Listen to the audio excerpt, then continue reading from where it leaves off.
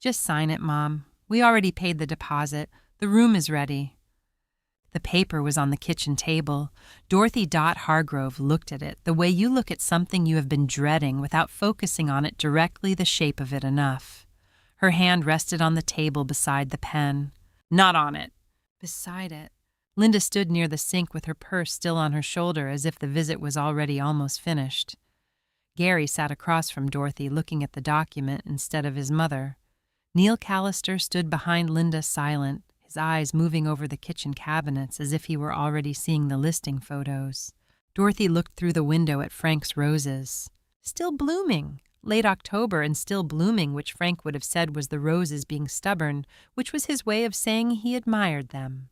He had planted them the second spring after they moved in and had tended them every season for 39 years, with the quiet devotion of a man who expressed love through maintenance, through showing up without being asked, through ensuring that what he cared for would hold against time. Dorothy looked at the roses and did not pick up the pen. She had lived in that house for 41 years. She had loved a man there in the way you love someone when you have been doing it long enough that love stops being a feeling and becomes the organizing principle of your days. She had raised Gary and Linda, there had driven them to school from that driveway, and watched them leave from that same driveway. Now the room at the care center was already waiting. The deposit had already been paid, and Linda had already scheduled the realtor for Friday morning. In one afternoon, with Linda's voice in the kitchen and Gary's silence across the table, Dorothy picked up the pen. She signed it, because she did not know what else to do, because there was a version of love that arrived dressed as concern, because she had spent 41 years making things easier for everyone around her and had not yet found the place in herself where she could stop. But in Frank's old study behind the books on the third row of the bottom shelf, there was a blue envelope. She had not found it yet. No one had found it yet. It was addressed to Dorothy in Frank's handwriting, sealed placed there, with the deliberate care of a man who had understood that some things needed to wait for the right moment. Frank had learned from 40 years of tending roses that timing was not about hurry, that the right thing placed in the right place would find its moment without being forced. Inside the envelope in Frank's handwriting were words that had been waiting, patient the way Frank had always been patient, words that would in time silence everyone in that room. The morning Dorothy Hargrove moved into Birchwood Care Center, she brought 4 things. Frank's photograph in the frame she had kept on the nightstand for 41 years, the one taken the summer they turned 50, where he was squinting into the sun and laughing at something she had said, and looked entirely like himself. His old blue cardigan, the one he had worn on weekend mornings in the study, soft, with decades of washing the elbows slightly worn in the way of a garment that has been used rather than kept. Her kitchen plant in its blue ceramic pot, the pothos she had grown from a cutting 12 years ago, and that had survived every winter and every dry spell and every period of neglect that life had required of her. And a small wooden box, plain with a brass clasp containing letters Frank had written and tucked away before he could give them to her. She had not opened the box yet. She set these 4 things in their places in room 9 with the methodical care of a woman arranging what she had in the space available to her.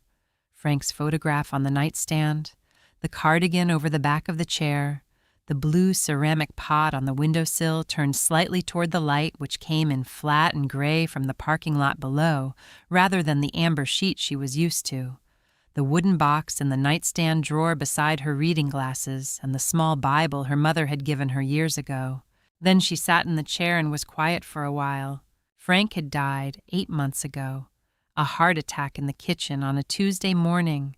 He had been 71 years old, and in reasonable health, or what they had all taken to be reasonable health, which turned out to have been a misreading.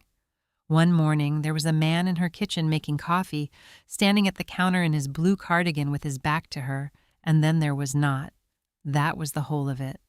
The absence had no gradual approach, and no warning and no shape that Dorothy had been able to prepare for, and she was still 8 months later encountering it at unexpected moments with the full force of something that had not diminished. The blur of the first week she could not have described in sequence even now. Gary had arrived the next day driving 4 hours from Columbus without being asked. Linda came with Neil 2 days after that. They had been gentle at first, genuinely so, and Dorothy had seen in both of them the grief of children who had loved their father and lost him suddenly, and that grief had made her trust them in ways she might not have trusted them otherwise. Gary was the one who sat with her at the kitchen table and explained the estate situation. Frank's hospitalizations over the past 3 years, 3 separate cardiac events that had required stays and procedures, had generated medical debt that was real and present and needed resolution. The house on Callaway Drive, Gary said, was the estate's primary asset. Without it, the bills could not be settled cleanly. With it settled, Dorothy would be provided for properly. Birchwood was a good facility, the nicest in the county, Gary said, and there was a waiting list and they had managed to secure a spot, which was fortunate. Dorothy had asked quietly, "Is this what we have to do?" Gary had said yes. She had looked at the kitchen table, at the document, at Frank's rose garden through the window still blooming in the September light, the roses he had grown from cuttings 40 years ago that had never once failed to come back in the spring. She had picked up the pen. She had signed because she did not know what else to do, because Gary had said yes and Gary was her son, and she had been making things easier for the people she loved for 41 years, and she did not know how to stop. 6 weeks later, the house sold. She did not ask the price. She collected what fit in the back of Gary's car, and she left Frank's roses in the garden where they had always been, which was the hardest thing. And she did not look back as they drove away from Callaway Drive, because some things you could only manage by not looking directly at them. Now she was here. The window faced the parking lot. The light was wrong. The sounds of the building were institutional sounds, the particular acoustic quality of corridors and common rooms, and the low constant presence of other people's televisions through shared walls. She had put Frank's photograph where she could see it from the bed. She had draped his cardigan over the chair where she could reach it easily. She had watched the blue ceramic pot turn itself slowly toward whatever light the parking lot window offered, which the plant was apparently willing to accept.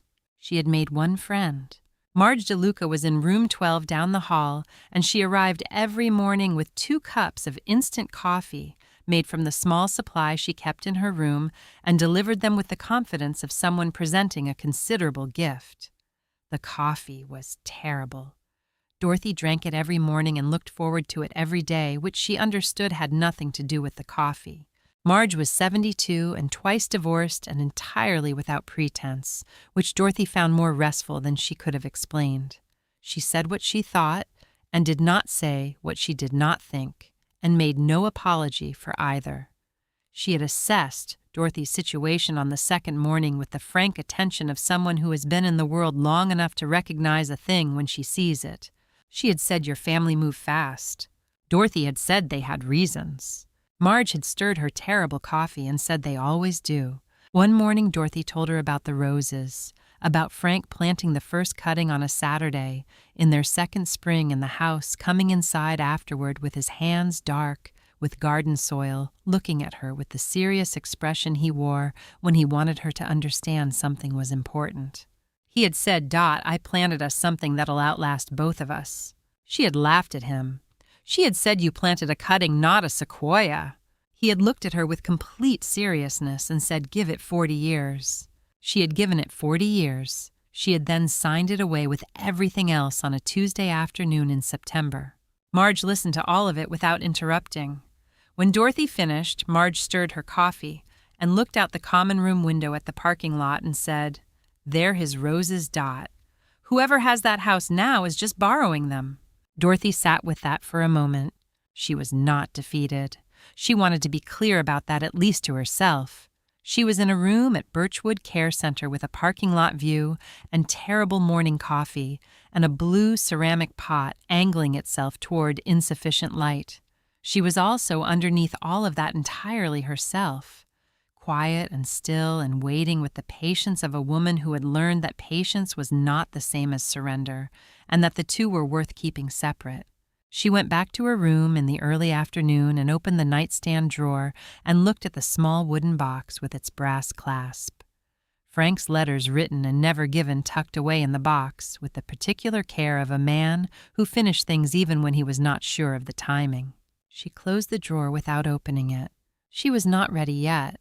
She would know when she was ready. She stood at the window with Frank's cardigan around her shoulders, the sleeves too long, the weight of it familiar in the way of something worn, many thousands of times by someone she knew completely, and she watched Gary's car pull out of the Birchwood parking lot below and turn onto the county road and diminish into the distance. Back at the house on Callaway Drive, the house that had been listed and sold and closed in 6 weeks, Gary was still working through what remained of Frank's study. He had saved it for last the way people save the rooms of the dead for last, because the rooms of the dead require a different kind of readiness. He had not yet reached the bookshelf. He had not yet reached the 3rd row from the bottom. He did not know yet what was waiting there in a blue envelope addressed to Dorothy in Frank's handwriting, sealed, and patient and entirely prepared for the moment when someone would finally find it. Gary had been avoiding Frank's study for 8 months. Not consciously or not entirely consciously. There had always been something else requiring attention, first some other room or task or obligation that placed itself ahead of the study on the list, without Gary having to decide that was the order. The kitchen, the bedroom, the garage with its 40 years of accumulated tools and equipment. The file cabinet in the study he had cleared in a single afternoon, which had felt like progress and had allowed him to defer the rest. The listing, the staging, the negotiations, the closing paperwork, there had always been something. Now the buyers took possession in 4 days. There was nothing left to avoid. He pushed open the study door and the smell of the room reached him before the light did, and he stood in the doorway for a moment because the smell was his father. Not a metaphor for his father, not something that reminded him of his father.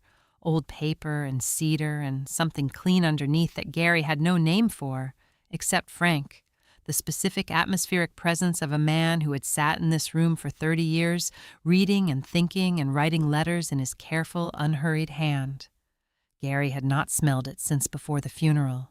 He had not come in here since before the funeral. He stood in the doorway for a moment.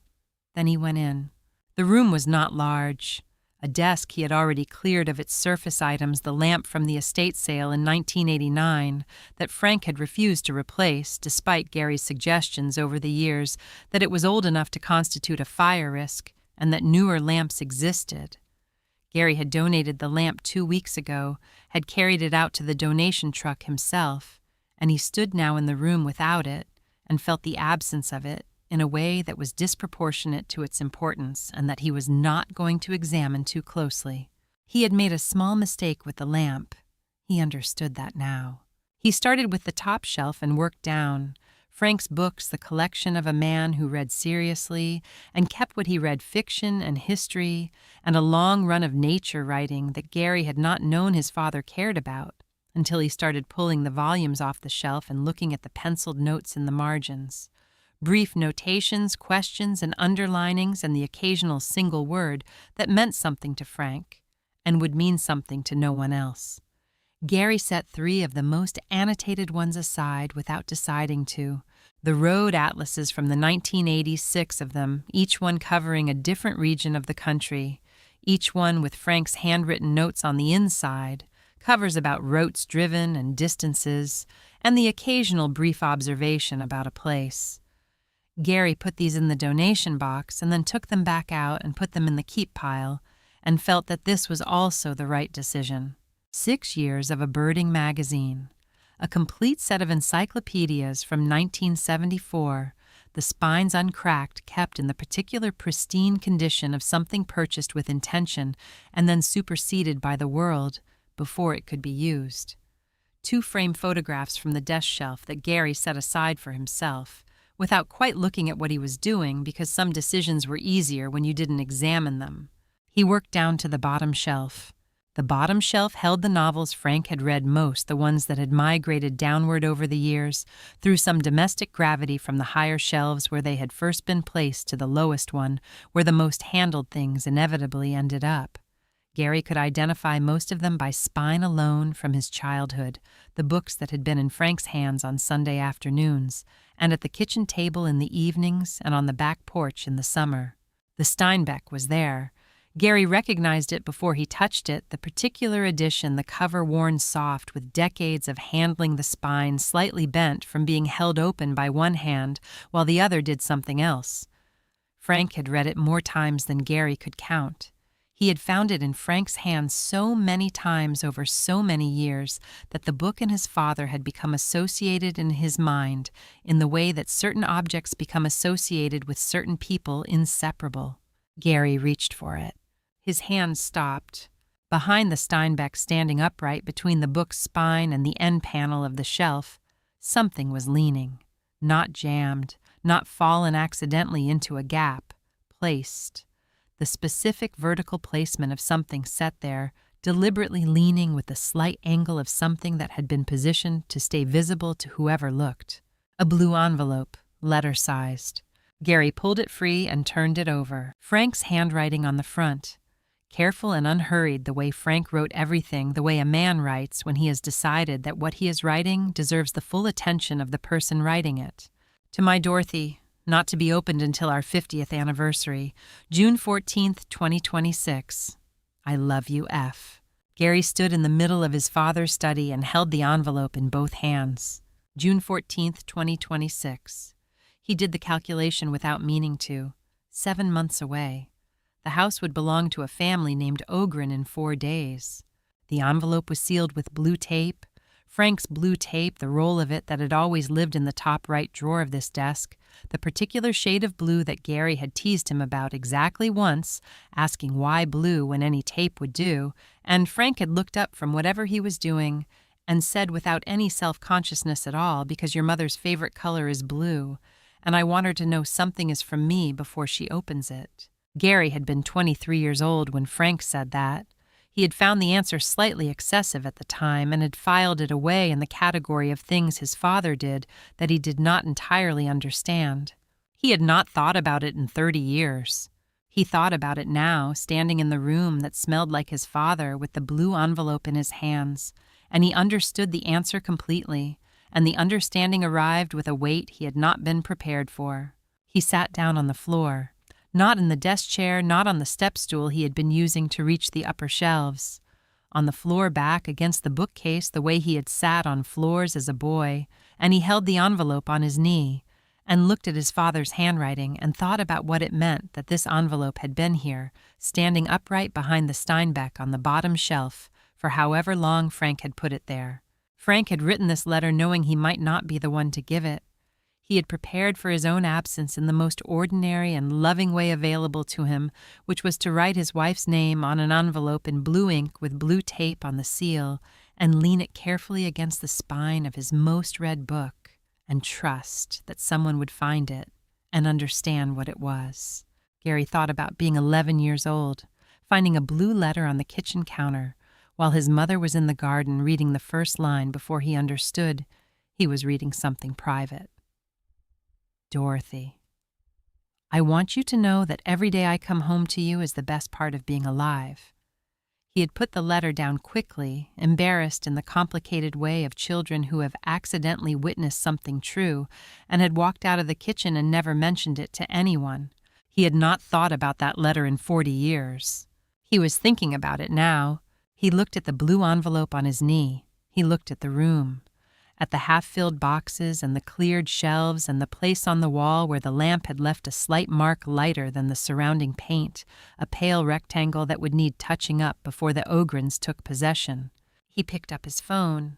Linda answered on the second ring, her voice already slightly prepared, the way she answered calls from Gary now, with a readiness for information that needed managing. He said, I found something, a blue envelope, Dad's handwriting. It was supposed to be opened on their 50th anniversary. Silence on Linda's end. Then her voice smaller than its usual register, she said, What does it say? Gary said, I haven't opened it. A longer pause. Linda said, Don't open it until I get there. Gary set the phone on the floor beside him and looked at the envelope. He sat in his father's study in the quiet of a room being cleared and waited.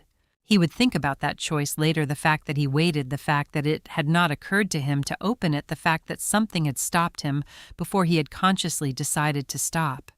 He was not sure what that said about him. He hoped it said something decent.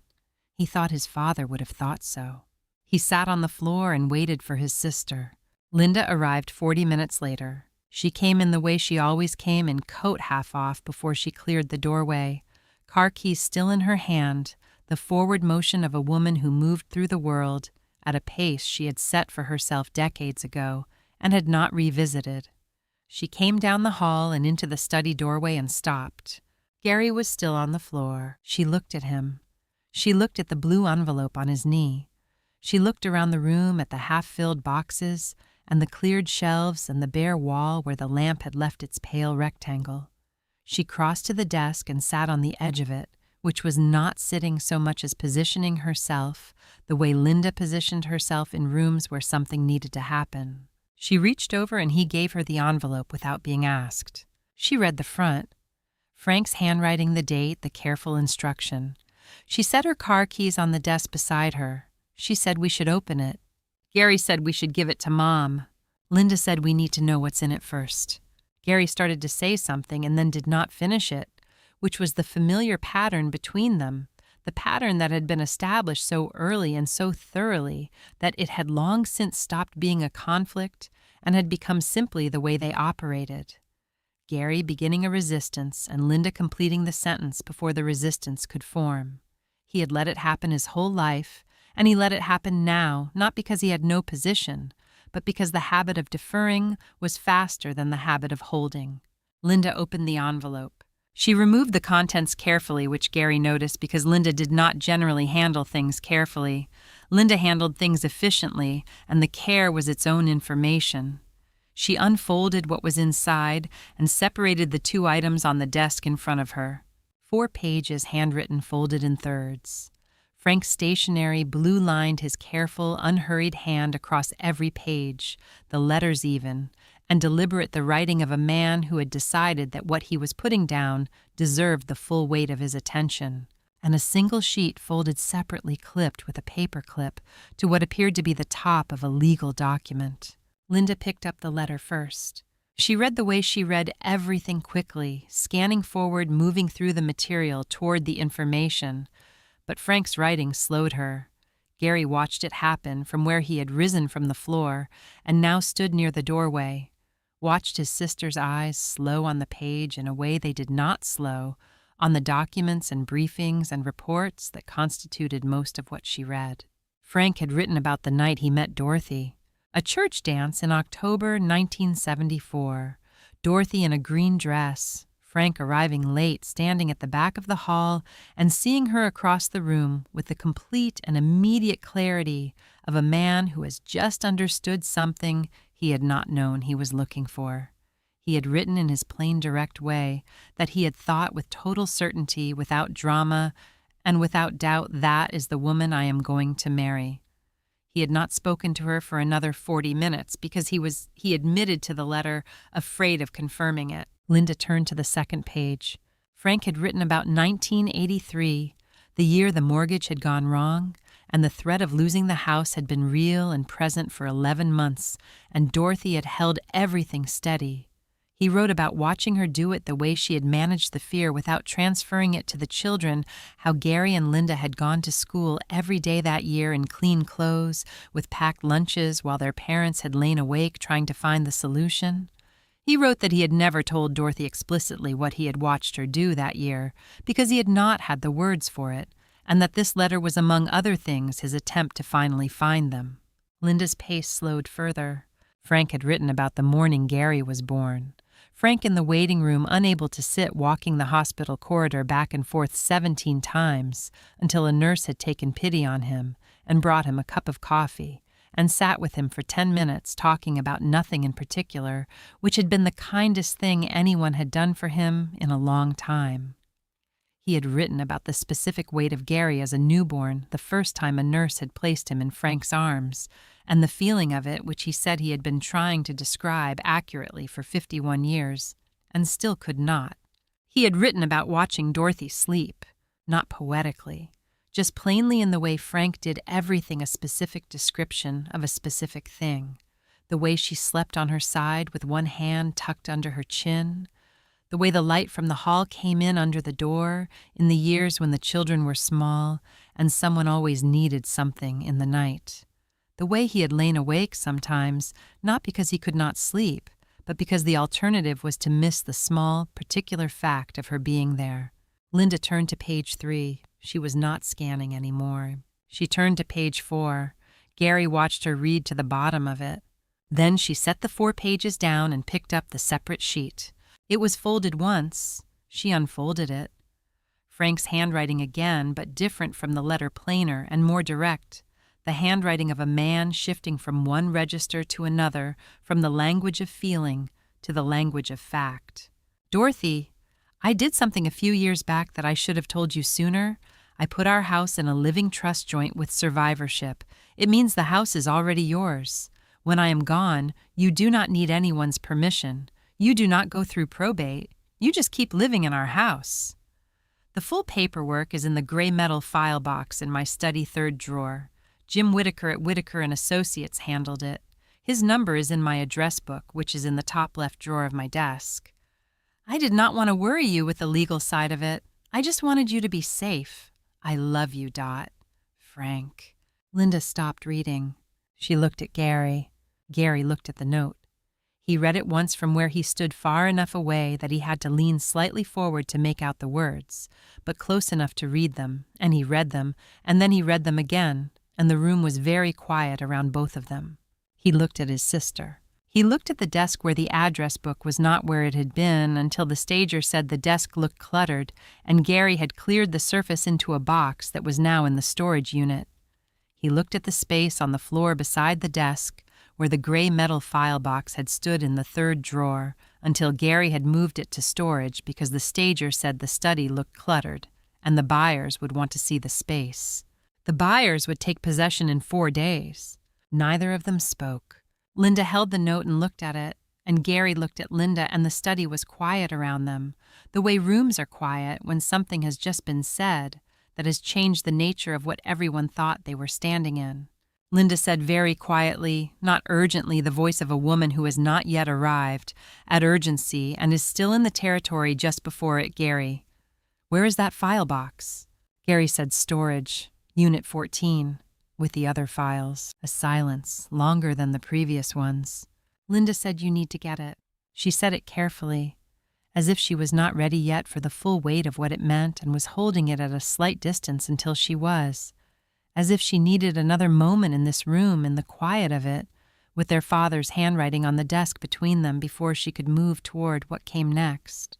Gary did not move yet either. He thought about Linda at 30 years old telling their father she was too old for the nickname he had called her since she was 3, Lindbear, which she had decided was undignified, and had asked him directly to stop. Frank had stopped the very next day. No argument, no gentle ribbing, no wry comment about her being too sensitive. He had simply stopped because she had asked, because that was how Frank understood respect, which was that when someone told you clearly what they needed, you listened and you adjusted, and you did not require them to ask twice. Linda had not thought about that in a long time. She thought about it now, standing in the study with Frank's legal note in her hand, and the 4 pages of his letter on the desk, and the sale closing in 4 days. Frank had left them a map. The question was where it led, and what it meant for everything they had already done. Gary drove to the storage facility alone. Linda had said she would come, and then said she needed an hour first, and Gary had said of course and understood because he needed the drive. He needed the 20 minutes of county road between Frank's study and the storage facility on Route 9 to sit with what Frank's note had said before he had to look at the documents that would confirm it. He drove with the radio off. Storage Unit 14 was the size of a large closet, which was what it had taken to hold the overflow from the staging. The house stager had been specific and efficient in her recommendations, which Gary had followed, because he had been paying her to be specific and efficient, and what she had recommended was that the study be cleared of its working clutter, so that buyers could see the room rather than the life that had been lived in it. Gary had moved the contents into boxes, and the boxes into Unit 14, and had not thought about the gray metal file box specifically, because he had not known the gray metal file box was specifically significant. He found it in the second row behind a box of Frank's camping equipment that no one had sorted. He recognized it immediately, the gray metal, the black handle, the label in Frank's handwriting taped to the front. Files.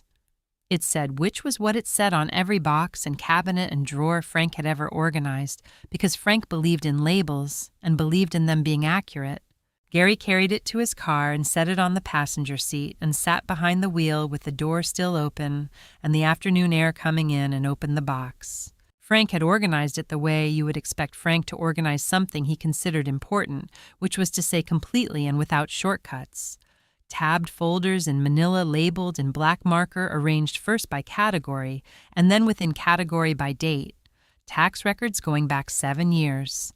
Auto insurance, home insurance, medical records. Frank's own the hospitalizations documented in order with the bills attached and the insurance responses beside them, and the final balances noted in Frank's hand. Toward the back of the box, one folder thicker than the others.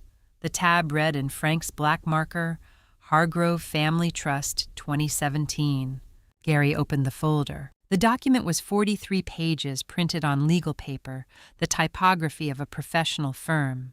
Gary was not a lawyer, but he had spent 30 years in commercial property management, and he knew how to find what mattered in a legal document, which was to read the definitions section and then find the operative clauses and work forward from there. He found the definitions on page 2 and the operative language on page 4. The property at 4417 Callaway Drive had been placed in the Hargrove Family Revocable Living Trust on March 8, 2017 by Frank William Hargrove and Dorothy Ellen Hargrove co-trustees.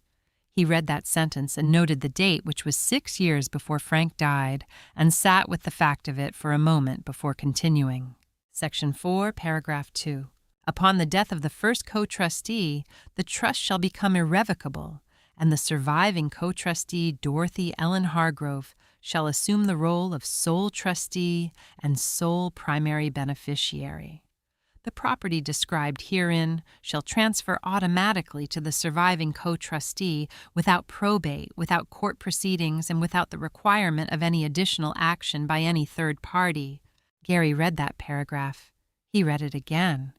He read it a third time with his finger under the words, the way he had not read anything since he was learning to read, because he needed to be certain that each word meant what he understood it to mean, and that the words together meant what they appeared to mean together. They did. He turned to the signature page. Frank's signature full name dated March 8, 2017. Dorothy's signature beside it the same date. A notary stamp round and official, the notary's name and commission date and the county seal. And at the bottom, in smaller type, the name of the attorney who had witnessed and prepared the document. James D. Whitaker, Whitaker and Associates. Gary set the document on his knee and looked at the storage facility parking lot. The house had not been part of Frank's estate. It was non-probate property, which meant it existed outside the estate entirely, which meant it had transferred automatically to Dorothy on the morning Frank died, which meant Dorothy had owned it legally and solely, and without any requirement for anyone's involvement from that morning forward. Gary had engaged an estate attorney after Frank's death. He had given that attorney an inventory of Frank's assets. He had compiled the inventory from what he knew, which had not included the trust, because he had not known about the trust, which meant the house had not been listed as a trust asset, which meant the attorney had processed the estate without knowing. The house was trust property, which meant the house had been listed and staged and sold and closed as estate property, when it was not estate property, had never been estate property, had been Dorothy's property. From the day Gary had driven 4 hours to arrive at the house the morning after Frank died, Dorothy's share of the sale proceeds, which Gary had deposited into her account at Birchwood at her instruction, had been used to pay the first 8 months of her care. Gary's portion, $173,500, was in his home renovation account. He sat in the storage facility parking lot for a long time. He did not cry. He was not a man who accessed grief quickly or easily, and this was not grief exactly, or not only grief. It was the particular weight of a thing you cannot take back, a thing that was not malicious and not planned, and not the result of anything except assumptions made without the questions that would have corrected them, and the weight of it was not lighter for being unintentional. His father had signed this document in 2017, had sat in Whitaker's office 6 years before he died, and signed his name on a document designed to protect Dorothy from exactly what had happened to Dorothy.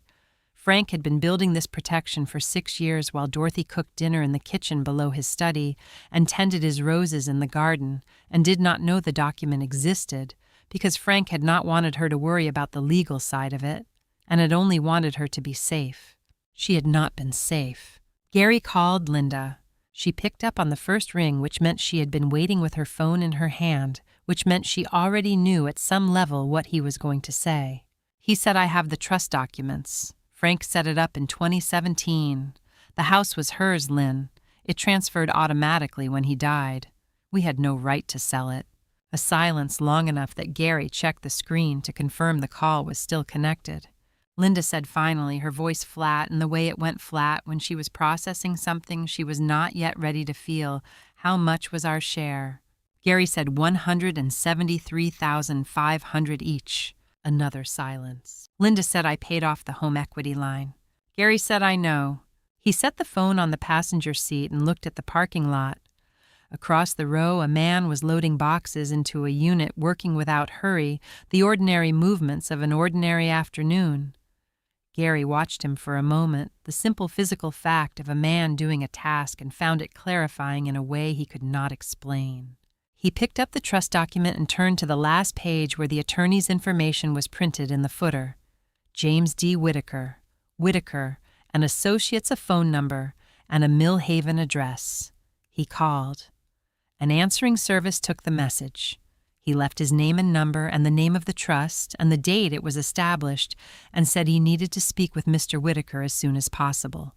He sat in the parking lot for 38 more minutes until Whitaker's assistant called back and said Mr. Whitaker could speak at 9 the following morning. Gary drove to Linda's house. Neil opened the door before Gary knocked, which meant Linda had called ahead, and Neil looked at Gary's face and said nothing and went quietly to make coffee, which was the right thing to do, and Gary was grateful for it. Gary set the trust documents on Linda's kitchen table.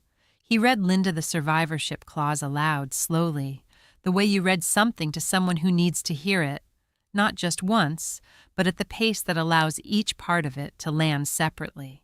The property shall transfer automatically to the surviving co-trustee, without probate, without court proceedings, without the requirement of any additional action by any third party. Linda listened without interrupting. Gary pulled the closing statement from the files he had brought and set it on the table beside the trust document. The sale price, $347,000, was on the first page of the closing statement in plain type. Neil looked at the table and then looked at the wall. Linda sat very still with both hands flat on the table, which was how she sat when she was making herself stay present in something she wanted to move away from. Gary thought about being 14 years old, the summer Frank was out of work for 3 months, the summer Gary had not known about until he was an adult and had begun to piece together the family finances of his childhood. Frank had kept it entirely from them, had kept the mortgage current and the refrigerator full and Gary and Linda unworried through 3 months of his own fear, and had said nothing about it until it was resolved, and had said very little about it even then. Gary had always understood that as strength, as his father's particular form of protection, which was to absorb difficulty before it could reach the people he was responsible for. He understood it differently now. Frank had spent 40 years protecting his family from things they had not known to be afraid of. Dorothy had had the same protection.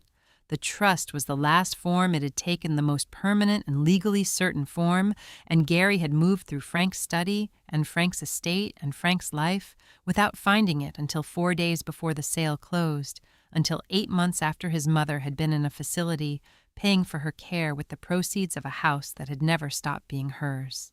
Linda said, "What do we do?" Gary looked at the closing statement and the trust document side by side on the table.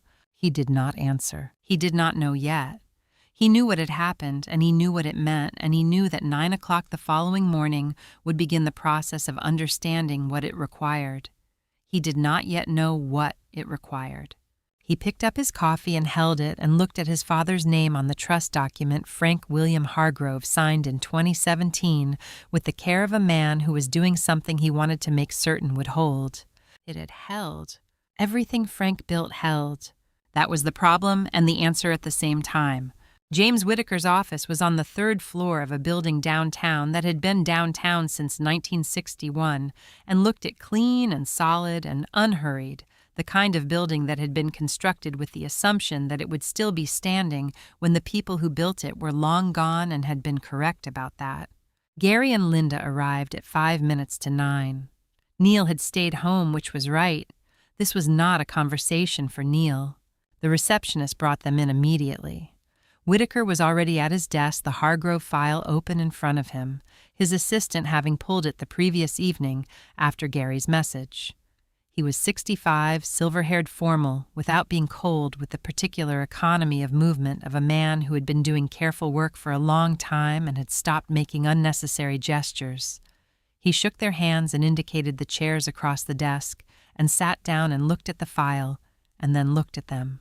Gary told him what had happened. He told it in order without editorializing the way he had been organizing the facts in his mind since the parking lot at the storage facility. Frank's death, the estate attorney Gary had engaged, the inventory Gary had compiled without knowing about the trust, the listing, the sale, the closing, the study, the blue envelope, the gray metal file box, what the file box contained. Whitaker listened with the complete attention of someone who has heard versions of a story before and is listening not for the general shape, but for the specific details that will tell him which version this is. He did not express surprise at anything Gary described. He did not change his expression when the numbers were mentioned, or when Gary said the word trust, or when Gary said the closing had already occurred. He simply listened until Gary was finished. Then he opened the Hargrove file to a tabbed page and turned it to face them. The trust was valid, he confirmed. Properly executed in March 2017, prepared by a member of his firm, notarized and witnessed with full legal compliance. Frank Hargrove had come to him directly, had paid the full fee, had reviewed the document carefully before signing. Dorothy had been present at the signing as co-trustee. She had signed. She had been legally informed of the trust's existence and its complete provisions at that time. Gary said, "Is it possible she forgot?" Whitaker said possible. Not uncommon for a surviving spouse to have no clear recollection of documents signed years prior to the spouse's death, particularly following a significant loss. Grief affects memory in ways that are well documented and understandable. That does not change the document's legal standing or its effect. He turned to the survivorship clause and read it aloud, not because Gary and Linda had not read it, but because he wanted it in the room as a spoken fact, rather than only a written one. Upon the death of the first co-trustee, without probate, without court proceedings, without the requirement of any additional action by any third party. The house was non-probate property, Whitaker said. It should not have been included in the estate inventory.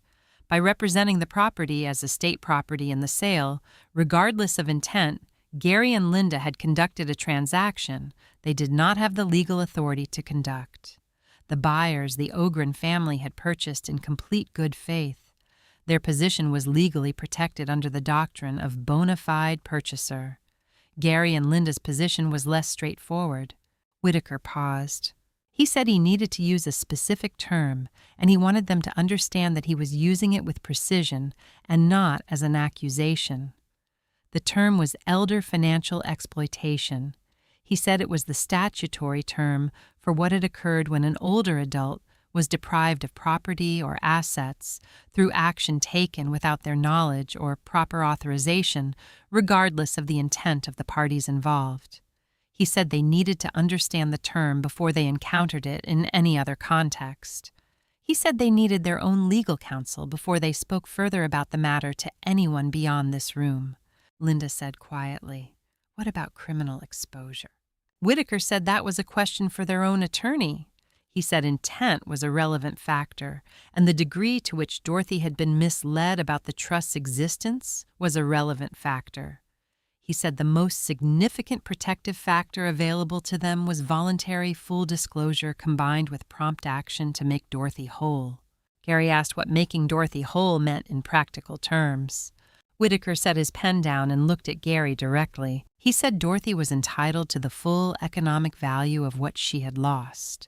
A house valued at $347,000 in which she had the legal right to reside for the remainder of her life. The form that restoration could take varied. Full reimbursement of the sale proceeds, a properly funded trust structured to provide equivalent security, a negotiated arrangement with the Ogren family depending on their position, which might or might not be available. There were options. All of them began with Gary and Linda engaging counsel and making a prompt and complete disclosure to Dorothy. Whitaker looked at the file on his desk. Then he looked at Gary. He said, "Mr. Hargrove, your mother never needed to be in that facility. She owned a house." No one spoke. Linda looked at her hands. Gary looked at the Hargrove file on Whitaker's desk, the 43 pages Frank had prepared in 2017 with the care of a man doing something he wanted to be certain would hold, not knowing whether it would ever need to hold, hoping it would not, making certain it would if it did. 6 years of a document sitting in a gray metal file box in the third drawer of a desk that Gary had cleared because the house stager said the study looked cluttered. Gary said she owned a house. He said it back, not as a question the way you say something back when you need to hear it in your own voice to understand it at the correct depth. Whitaker said yes, she did. They shook hands at the door. Whitaker said he would expect to hear from their counsel and that his office would cooperate fully with whatever process followed. He said Frank Hargrove had been a meticulous client and that the document he had left was clear and legally unassailable. He said it in the tone of a man who understood that this was not a comfort exactly, but was a fact, and facts were what he had to offer. Gary and Linda did not speak in the elevator. They did not speak walking to the car. Gary drove. The Thursday morning moved along its ordinary course outside the windows, people at the crosswalk, a delivery truck at the corner, the unremarkable traffic of a weekday in a medium-sized town. Gary pulled into Linda's street and put the car in park and left the engine running. Linda remembered something. She remembered being a teenager watching her mother do the family taxes at the kitchen table late at night every year while Frank traveled. Meticulous, unhurried the paper spread, in order across the surface, Dorothy's reading glasses low on her nose and her pencil moving in her precise way. Linda had assumed for years that this was Frank's domain, and Dorothy was simply managing a task that had been assigned to her. She understood now that she had been wrong about that Dorothy had managed the financial life of the family quietly and competently for decades, while asking for nothing in return and expecting, in the way that people expect things they should not have to ask for, that her children would not require her to defend what was hers. She had trusted them not to need the document to protect her. She had been wrong about that, too. Gary said, "We have to tell her." Linda said, "I know." A pause. The engine ran. Outside, a woman walked a dog along the opposite sidewalk, unhurried. Linda said, "How?" Gary looked at the road ahead. He said, "I'm going to take her the envelope. Dad's letter. I'm going to sit with her while she reads it. And then I'm going to tell her what it means." Linda said nothing. Gary said it should be me. I'm the one who moved the file box. Linda said it should be both of us. Gary thought about that. About what it meant, the both of us. The acknowledgement that the file box was not the whole of it, that the file box was one decision among many decisions over 8 months that had each made the next one easier. He said, "Okay, both of us." He put the car in drive. Dorothy was expecting them. Gary had called Friday evening, not explaining, only asking if they could come Saturday morning and whether that would be all right. Dorothy had said yes, she would be in the common room, and there had been something in her voice, a quality of readiness that Gary recognized after the call and could not quite name. Not anxiety, not excitement. The particular stillness of someone who has been waiting for something to arrive and has heard it at last on the road. Marge was in the common room when they got there. She was in the corner chair with a magazine open in her lap, positioned with the casual specificity of a woman who has arranged herself to be present, without being intrusive, which Gary understood was not an accident. Marge DeLuca did not do things by accident. She looked up when they came in, looked at Gary, and then at Linda, and then back at the magazine. And that was the last time she looked at them directly. Dorothy was at the table by the window. She had put on her blue blouse, not the everyday one she wore on ordinary mornings in the common room, but the nicer one, the one with the small buttons at the collar, the one she wore when she was making an effort. Gary understood sitting down across from her that she had made the effort without knowing what she was making it for, simply because something in his phone call had told her the morning would require it. He sat across from her. Linda sat beside him. Gary reached into his jacket pocket and took out the blue envelope and set it on the table between them. Dorothy's hands went still. She had been holding her coffee cup loosely in both hands, the way she held things when she was resting rather than doing, and when the envelope landed on the table, her hands stopped moving and stayed where they were for a moment before she set the cup down. She looked at the envelope, the color of it, the tape, the handwriting. Gary watched his mother's face do something it had not done in 8 months.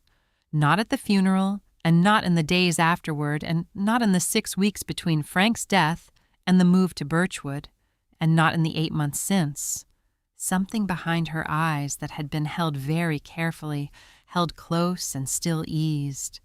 Not dramatically, not in any way that announced itself. Just a small release the way a room changes when someone quietly opens a window that has been closed all winter. She picked up the envelope. She read the front. Her lips moved slightly over the date, the careful way she moved her lips when she was making sure she had read something correctly. She said softly, June 14th, our 50th. She looked at Gary. Her expression was not accusatory. It was a question. Gary said behind the Steinbeck, bottom shelf. He placed it there. Dorothy looked at the envelope and nodded once slowly, the nod of someone receiving information that is surprising and also entirely consistent with everything they have known about a person for 41 years. She said he always did love that book. She opened the envelope carefully the way she opened everything that mattered without tearing the flap, lifted at the edge where the tape had been applied, and eased back rather than pulled.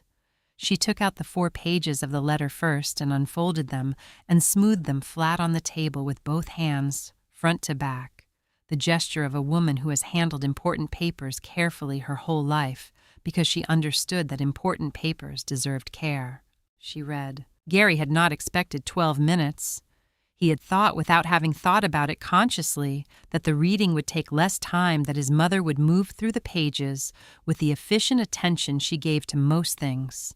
But Frank's letter was not a thing to move through efficiently, and Dorothy did not try. She read at the pace the letter required, which was the pace Frank had written it, which was unhurried and complete and attentive to each thing before moving to the next. Gary and Linda watched their mother read their father's words.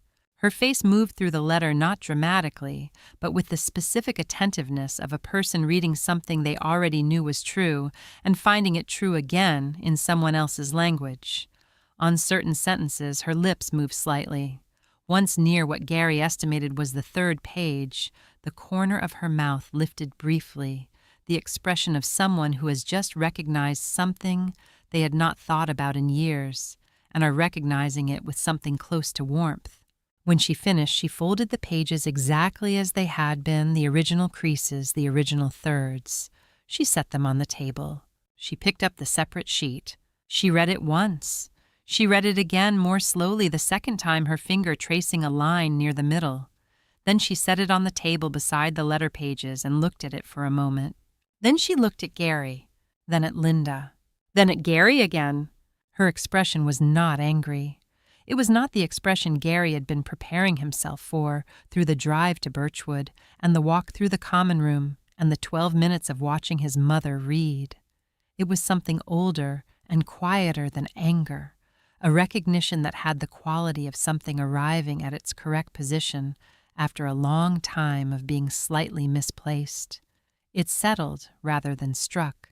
She said he knew. She said it the way you say something that has been true for a long time, and you are only now finding the words for it. Not loudly, not with the emphasis of revelation. She said he knew you'd try to help, and he was afraid you'd get it wrong. Gary opened his mouth. Dorothy raised one hand. Not sharply, not in the way of someone stopping a fight. Just a small lift of the hand, a gesture so slight it was barely a gesture, and Gary went quiet.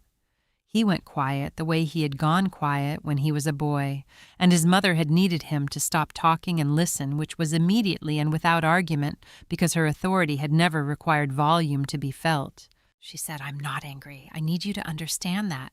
I'm not." She paused. She said, "But I need you to understand what was taken, not just the house."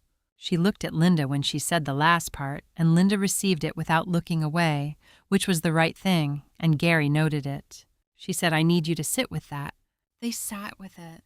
The common room was quiet. Somewhere down the hall a television was running at the low volume of daytime programming.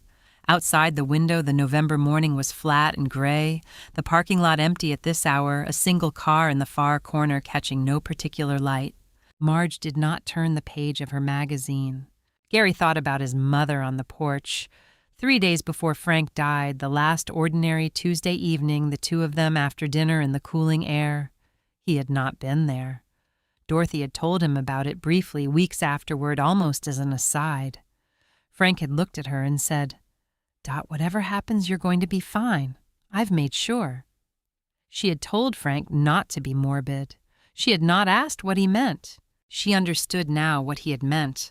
Frank had been sitting on that porch with the knowledge of the trust document in the gray metal file box in the third drawer of his study, with the blue envelope standing behind the Steinbeck on the bottom shelf, already addressed and waiting, and he had looked at his wife and told her she would be fine because he had made certain she would be fine and had trusted that the certainty would hold.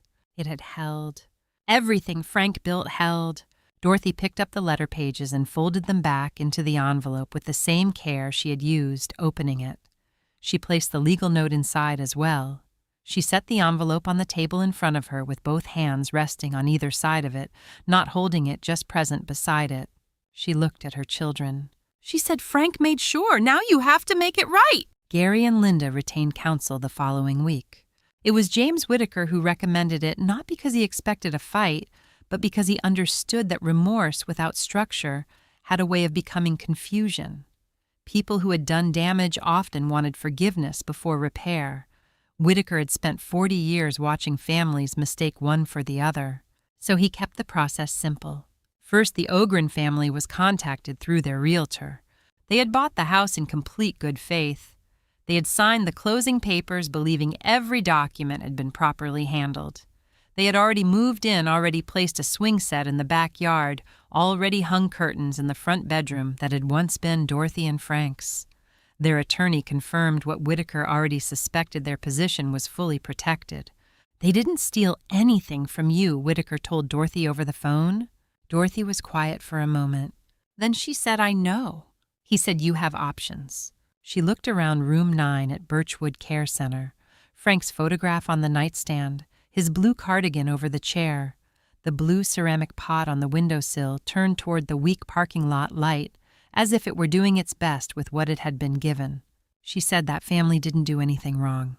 Let them have their home. Whittaker did not answer immediately. When he did, his voice was softer. "I'll make that clear." The question became how Gary and Linda would make Dorothy whole. There were meetings, there were calls, there were documents Gary read twice and Linda read 3 times. There were numbers that sat on conference tables like facts no one could soften with good intentions. The final agreement came several weeks later. Gary and Linda would establish a funded trust in Dorothy's name, equal to the full net sale proceeds she should have received from the house, plus carrying costs and legal fees. The number came to slightly more than $347,000. Gary liquidated the home renovation account he had been saving for the kitchen addition he and his wife had talked about for years. Linda and Neil arranged a home equity line. Neil said very little during the meeting, which was the most respectful thing he had done in months. No one argued the number. The estate attorney who had processed Frank's estate without identifying the trust asset was a separate matter. Gary had been advised not to discuss it publicly. That process would take its own time and its own route through offices and letters and professional consequences. Dorothy did not ask about that part more than once. She had learned through all of this that not every correction needed to be watched in order to be real. When Whitaker asked what she wanted next, Gary expected her to say the house. Linda expected it too. Dorothy could see it in their faces when they came to Birchwood for the meeting. Both of them braced for the request they believed they deserved to hear.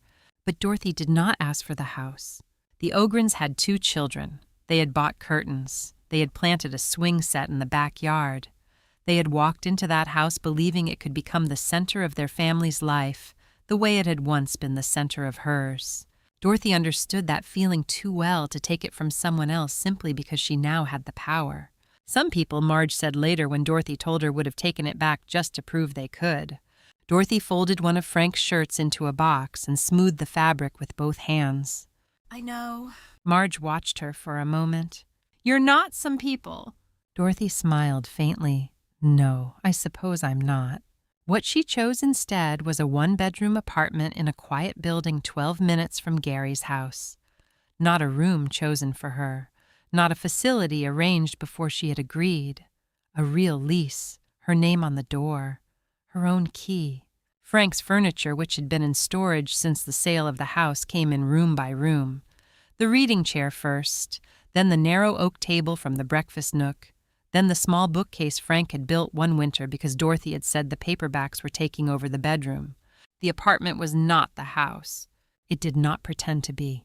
But the kitchen window faced east, and in November the morning light came through in a long amber sheet that landed on the table at nearly the same angle as the old kitchen. Not the same. Close enough. Marge helped Dorothy pack her things from Birchwood on a Tuesday in March. Her contribution was mostly commentary, delivered from a seated position on Dorothy's bed, while Dorothy folded sweaters and wrapped the photograph of Frank in a towel. "You're taking that plant, I hope," Marge said. Dorothy looked at the pothos in the blue ceramic pot. I wouldn't dare leave it. Frank had bought that pot in Vermont during their first year of marriage, before they had a house, before Gary and Linda, before the Roses. He had carried it back to the motel room wrapped in one of his shirts, proud of himself, in that quiet, frank way. "I saw it," he had said, and thought of our kitchen window. Dorothy had laughed. "We don't have a kitchen yet." Frank had looked at her as if the answer were obvious. "We will." "They did. For 41 years they did." Now Dorothy set the blue ceramic pot on the new windowsill herself. The plant leaned toward the light. Gary carried the boxes. He made 5 trips from the car to the apartment without speaking much. Dorothy watched him from the kitchen as he moved carefully through the rooms, setting things where she pointed, asking before opening drawers, waiting before lifting anything that might matter. On the last trip, he stopped at the doorway with the final box in his arms. For a moment, he looked younger to her. Not 51. Not a man who had signed documents and arranged deposits and sold the house too quickly. Just her son standing in a hallway with something too heavy in his hands and no clear idea where to put it. He said Dad would have done this better. It was the most he had found to say. Dorothy looked at him for a long moment. "Yes," she said. "He would have." Gary lowered his eyes. Then Dorothy stepped aside. "But you're doing it now." He looked at her then. She nodded toward the room. "Bring it in!" Gary crossed the threshold with the box in his arms, and Dorothy watched him enter the apartment that was not the house, not the past, not everything restored, but something honest enough to begin with. Some families learn things at the wrong time, but not always too late for anything to matter. April arrived gently that year, not all at once, not with the dramatic arrival of a season announcing itself. It came the way good things often came, after grief, quietly in small proof. A warmer morning, a softer wind, the first green tips appearing on branches that had looked beyond saving only weeks before. Dorothy noticed these things now because she had time to notice them. Her apartment balcony faced south. It was not large, but it was hers, and that mattered more than size had ever mattered. In late March, she had found the nursery catalog tucked inside one of Frank's old desk folders, the same catalog he had ordered from for nearly 30 years. The corners were bent. Several pages were marked with his handwriting, small notes beside plant names, soil preferences, bloom times reminders to order early before the good stock was gone. She had sat at the kitchen table for a long time with the catalog open beneath her hands. Then she had called the nursery by phone because that was how Frank had always done it, and ordered rosemary and lavender starts. Marge had offered to come with her to the garden center when the order arrived. Dorothy had smiled and said, "This one I want to do myself." Marge had looked at her for a moment, then nodded. "Good," she said. "That's how you know you're getting better." So on a Saturday morning in April, Dorothy stood on her balcony with both hands in a bag of potting soil and planted the rosemary first. She chose the deeper ceramic container for it, blue, the same soft blue as the pot Frank had brought home from Vermont in their first year of marriage. The lavender went beside it in a smaller clay planter she had chosen because it felt honest in the hand. She pressed the soil down with both palms firm and kind, not one or the other, the way her mother had taught her when she was a girl, and the way Frank had always handled living things. The rosemary stood upright in the morning light. Small, new, certain. Dorothy brushed soil from her fingers and sat back on her heels for a moment. The balcony was not Frank's rose garden. It was not Callaway Drive. It was not the kitchen window where amber November light had fallen across the table for 41 years. But the air smelled faintly of rosemary, and the light was real, and the apartment behind her had her name on the lease and her key in the lock. That was enough to begin with. Later that week, an envelope arrived from James Whitaker's office. Dorothy recognized his return address before she recognized the weight of the package. It was heavier than an ordinary letter, thick enough that she held it in both hands after taking it from the mailbox downstairs. She brought it up to the apartment and placed it on the kitchen table. For a while, she did not open it. She made coffee first. Real coffee now, not Marge's terrible instant coffee, though she had come to miss that too in a way that surprised her. She poured 1 cup, set it beside the envelope, and opened the blinds so the morning light could come in fully. Then she sat down. Inside were the original Hargrove Family Trust documents returned to her now that the legal matter had reached its resolution. 43 pages, cream-colored paper, notarized signatures, tabs placed by Whitaker's office with careful blue flags marking the pages that mattered most. Dorothy turned them slowly. She found Frank's signature at the bottom of the co-trustee page. For a moment, the room seemed to become very still. She had known Frank's handwriting for 50 years. She had seen it on grocery lists and birthday cards, on notes left by the coffee maker, on the backs of envelopes where he calculated lumber measurements, on the labels he placed in the garage, because Frank believed everything useful deserved to be findable. But this was different. This was his name placed at the bottom of a document he had signed in March of 2017, 6 years before he died. 6 years before Gary sat at her kitchen table and told her the house needed to be sold. 6 years before Linda said the room was ready. 6 years before Dorothy picked up a pen because she did not know how to stop making things easier for people who had already decided what would happen to her. Frank had known. Not exactly. Not the details. He could not have known the date or the room number or the way the parking lot light at Birchwood would fall flat against the window. He could not have known Gary would speak gently and still be wrong, or that Linda would move quickly, because quick movement felt like control. But he had known enough. He had known that grief made people vulnerable. He had known that children, even loving children, could confuse management with care. He had known that Dorothy might be pressured before she was ready to defend herself. So he had built something while the sun was still out. Not a grand gesture. Not a speech. 43 pages. A gray metal file box, a blue envelope behind a Steinbeck novel on the bottom shelf. Love Dorothy was learning was sometimes paperwork done in advance. She read Frank's signature slowly. Then she opened the wooden box of his letters and took out the anniversary letter again. She had read it 3 times now, but she still read the final lines as if they might change if she moved too quickly. I have been preparing for the possibility that I won't be there to say this to you in person. So I wrote it down, and I left it where you would find it. You were the best thing I ever did, Dot. And I want the record to show that I knew that while I still had time to say it. Dorothy sat with the letter in her hands. She did not wipe her eyes. She did not need to. Some things asked not to be answered, only received. After a while, she took a clean sheet of paper from the kitchen drawer. She did not write to Gary. She did not write to Linda. She wrote to the Ogrens. She introduced herself simply as the woman who had lived in the house before them. She told them about Frank's rose garden, which bushes bloomed first, which ones needed heavier pruning, which cuttings had come from Frank's mother's yard and had been planted the year she and Frank bought the house. She told them about the loose board on the third porch step, the one Frank had meant to repair, and she had meant to remind him about, and somehow neither of them had fixed in 11 years. She told them about the November light in the kitchen. At 10 in the morning, she wrote, "It comes through the window and lands across the table. Watch for it. It is worth noticing." Then she wrote about the rosemary bush by the front door. The rosemary bush is called Guardian. Frank named it in 1992. Take care of it.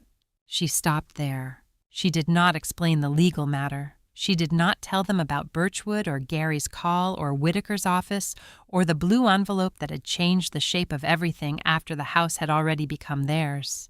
They did not need to carry her grief in order to care for the garden.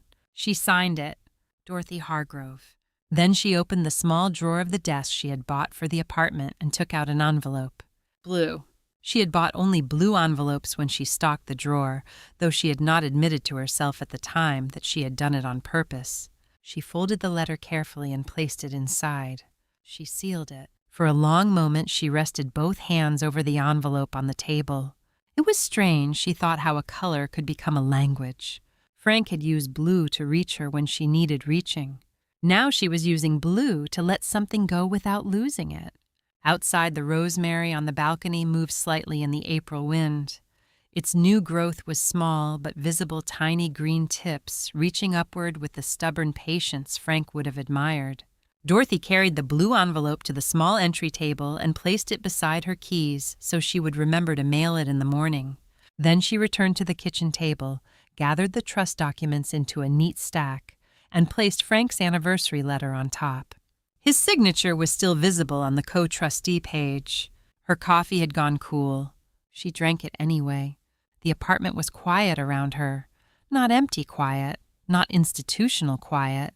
A different kind. The quiet of a place beginning to know her. Dorothy looked toward the balcony, toward the rosemary and lavender in their containers, toward the south-facing light falling warm across the floor. She was home. Not on Callaway Drive. Not in the house where Frank had planted the roses, but home because the choice had been hers. And maybe that was what Frank had been trying to give her all along. Not just protection, not just money, not even the return of what had been taken. A choice, a place, a record in his own handwriting that she had mattered enough to be protected before she ever needed protecting. She thought of Frank kneeling in the garden years ago, pressing soil around the roots of a rose cutting with those careful hands of his. Timing is not about hurry-dot. He had never said those exact words. Not all together. But he had lived them. Dorothy looked at the blue envelope waiting by the door. She had learned it from Frank. Some things are best said in blue, and then you trust them to arrive.